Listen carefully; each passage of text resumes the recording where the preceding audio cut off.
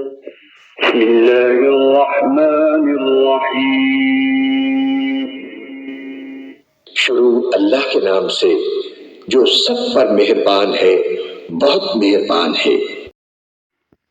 عورتوں نے رسول اللہ صلی اللہ علیہ وسلم سے کہا کہ آپ سے فائدہ اٹھانے میں مرد ہم سے آگے بڑھ گئے ہیں، اس لیے آپ اپنی طرف سے ہمارے وعظ کے لیے بھی کوئی دن خاص فرما دیں۔ تو آپ صلی اللہ علیہ وسلم نے ان سے ایک دن کا وعدہ فرما لیا۔ اس دن عورتوں سے آپ نے ملاقات کی اور انہیں وعظ فرمایا اور مناسب احکام سنائے۔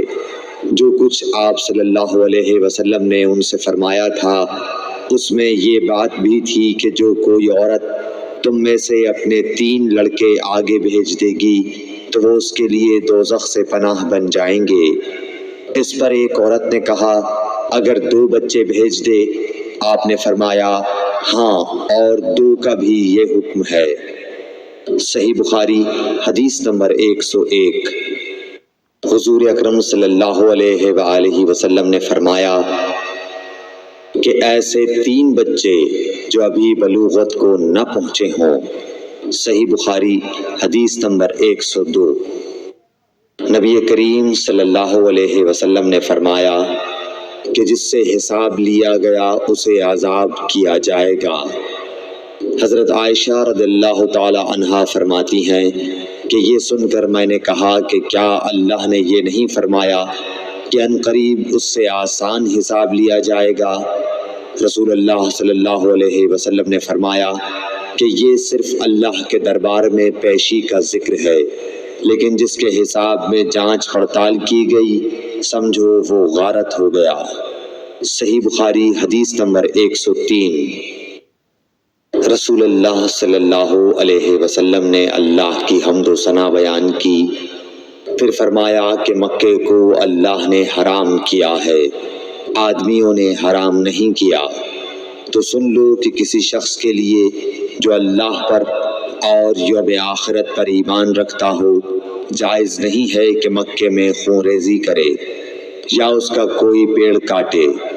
پھر اگر کوئی اللہ کے رسول کے لڑنے کی وجہ سے اس کا جواز نکالے تو اس سے کہہ دو اللہ نے اپنے رسول کے لیے اجازت دی تھی، تمہارے لیے نہیں دی، اور مجھے بھی دن کے کچھ لمحوں کے لیے اجازت ملی تھی، آج اس کی حرمت لوٹ آئی جیسی کل تھی، اور حاضر غائب کو یہ بات پہنچا دے۔